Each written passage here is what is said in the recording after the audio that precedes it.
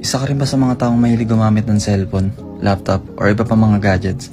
Yung tipong pagkagising mo pa lang sa umaga, gamit-gamit mo na kagad yung cellphone mo, or nakatutok ka na sa screen na hanggang gabi.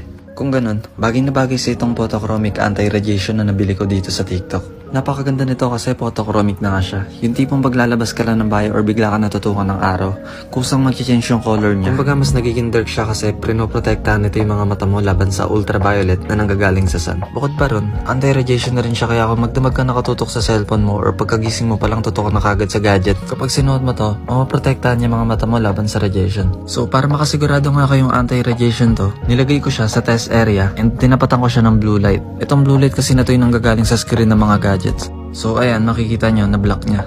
Bukod pa dyan, isa pa sa mga nagustuhan ko dito, yung quality niya. Sasabi ko na itong salamin na to, kasing tibay niya lang rin yung mga nabili kong salamin dito sa TikTok. Napakatibay. Yung frame niya totoong glasses talaga. Yung iba kasing salamin na binibenta